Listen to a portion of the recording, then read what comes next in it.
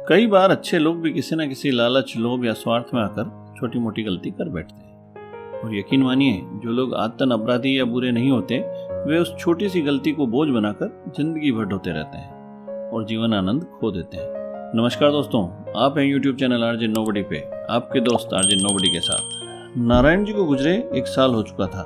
उनकी पत्नी पल्लवी उनके बगैर अब तक अपने आप को संभाल नहीं पाई थी।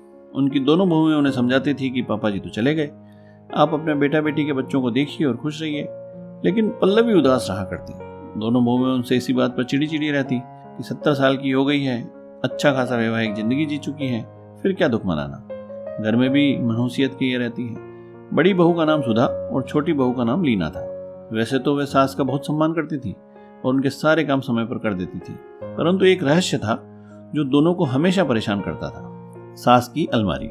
सास के कमरे में गोदरेज की 4 अलमीरा थी, जिनमें से 3 अलमीरा दोनों बेटों और एक बेटी को यूज करने के लिए दे दी थी, लेकिन एक अलमीरा उनके ही कब्जे में थी। इस अलमीरा के लिए उन्होंने सबको बोल रखा था कि मेरे मरने से पहले कोई हाथ नहीं लगाएगा और मेरे मरने के बाद इसमें जो कुछ जेवर और सामान है वो आपस में बांट लेना। अलमीरा बहुत पुरानी हो गई थी, जंग लगी हुई थी, कहीं कहीं उसके ऊपर से परत बेरंग हो चुकी थी। बेटे कहते थे इसको रिपेयर करा देते हैं, थोड़ी अच्छी दिखने लगेगी, या कोई नई अलमीरा ला देते हैं, तो डांट कर मना कर देती और बोलती खबरदार किसी ने मेरी अलमारी को छुआ तो। क्या था उसमें सब जानना चाहते थे, पर माँ की कठोर वाणी उन्हें रोक देती थी। पल्लवी हर दिन दोपहर को अपने कमरे का दरवाजा आधा घंटे के लिए बंद करती, अलमारी में रखी चीजों को उलट पुलट करती, फिर अलमारी बंद कर देती और चाबी अपनी कमर में खोंस लेती। ये रोज का रूटीन था जिससे दोनों बहुएं खार खाती थी। न जाने माताजी इस अलमारी में ऐसा क्या कुबेर का खजाना छिपा कर रखी हुई है। दोनों के मन में अपनी सास का यह रहस्य और भी संदेह पैदा करता था। क्या है भाई, रोज खोलो बंद करो, वो भी सबसे छिपा छिपा कर खोलना। दोनों अपने पतियों को उकसाती, जाओ न अपनी माँ से कहो कि अलमारी का रंग रोगन करा ले, देखने में भद्दा लगता है। बाहर से आने वाले लोग क्या सोचते होंगे, कितना बड़ा घर है, पैसे वाले हैं और ऐसी खराब अलमारी। दोनों अपनी अपनी पत्नियों को हर बार समझा बुझाकर चुप करा देते हैं। कोई बात नहीं, माँ जैसा चाहती है वैसा करने दो, क्या फर्क पड़ता है, उनकी खुशी से ज्यादा दिखावा है क्या। माँ की मर्जी के बिना अलमारी का रिनोवेशन नहीं कराएंगे, माँ का सामान है इसलिए माँ ही जाने। लेकिन दोनों बहुओं के मन में शंका तो थी और वे इस फिराक में रहती थी कि देखने को मिल जाए कि इसमें ऐसा क्या छुपा है। लेकिन पल्लवी कभी ऐसा मौका नहीं देती, चाबी हमेशा कमरे में लगाई रहती। एक दिन दोनों बहुएं सास के रूम में खाना खाने को पूछने के लिए गई। सुबह से कमरे से कोई आवाज सुगबगाहट भी नहीं थी। पता नहीं क्या बात है जो माँ आज अभी तक कमरे से बाहर नहीं निकली। सुबह के 10 बज रहे थे। दोनों बेटे ऑफिस जा चुके थे और बच्चे स्कूल। सास के कमरे का दरवाजा खटखटाया, कोई उत्तर नहीं आया। काफी देर तक दरवाजा पीटा गया और माँ ने दरवाजा नहीं खोला। किसी अनहोनी की आशंका से दोनों ने अपने अपने पति को फोन किया। दोनों जल्दी से घर आ गए। दरवाजा तोड़ा गया। अंदर का दृश्य देखकर सबके होश उड़ गए। पलंग पर पल्लवी जी का आधा शरीर था और आधा नीचे जमीन की ओर लटका हुआ था।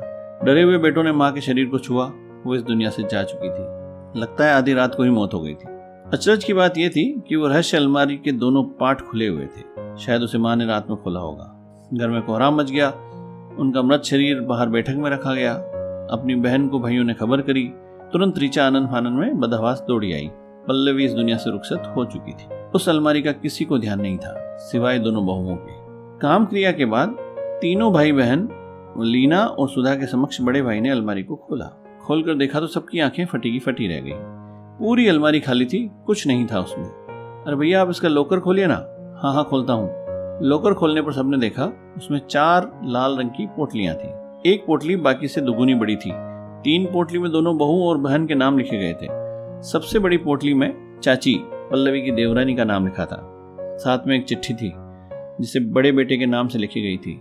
मेरे मरने के बाद बड़ी पोटली को सुभद्रा के हवाले कर देना। ये जेवर मेरी सास के हैं जिसे मैंने उनसे संभाल कर रखने के बहाने हथिया लिए थे।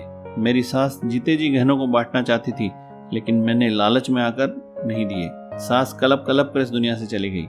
जाते जाते मुझे श्राप दे गई कि तू कभी खुश नहीं रहेगी। सास तो चली गई, जाते जाते मेरे जीवन को ग्रहण लगा गई। तुम्हारे पापा देवता थे, उन्हें मेरे पाप का आभास भी नहीं था। मैं आज तक इस पाप की गठरी के साथ जी रही हूँ। इसलिए अलमारी को तुम सबको देखने नहीं देती थी।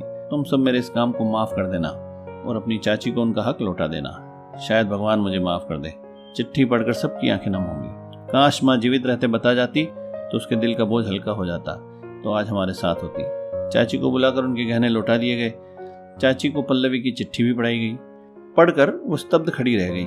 इतनी बड़ी बात को उसकी जेठानी ने छुपा रखा था।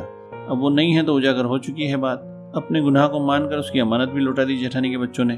वो भी चाहते तो चाची के गहने रख सकते थे, लेकिन अपनी माँ के सम्मान के लिए उन्होंने ऐसा किया ताकि पल्लवी जी की आत्मा को शांति मिले। सबके मन में जो मलाल था, उस अलमारी में ऐसा क्या था जिसे पल्लवी ने किसी को भी बताना जरूरी नहीं समझा, अब पश्चाताप में बदल चुका था। दोनों बहुओं के मन में सास के प्रति कड़वाहट खत्म हो चुकी थी। उन्होंने जीते जी अपने पाप की गठरी को छुपाए रखा और किसी के सामने अलमारी को नहीं खोला। उन्होंने अपनी गलती मानकर अपने बच्चों को यह सबक दिया कि बेईमानी करना पाप है। आप इस कहानी में बताई गई अलमीरा को अपना मन समझें और भीतर झांक कर देखें कि कहीं कोई छोटी मोटी गलती आपने भी तो इसमें नहीं रख रखी है। अगर है तो उसे वहां से निकाल फेंकने का उपाय ढूंढिए, चाहे वो उपाय माफी मांगना हो, किसी को कुछ लौटाना हो या फिर प्यार महसूस कराना ही क्यों ना हो। आज ही कीजिएगा, क्योंकि कोई ख्वाहिश नहीं है मुझे 100 साल जीने की, बस इतनी तमन्ना है कि ये जिंदगी हो कमाल की।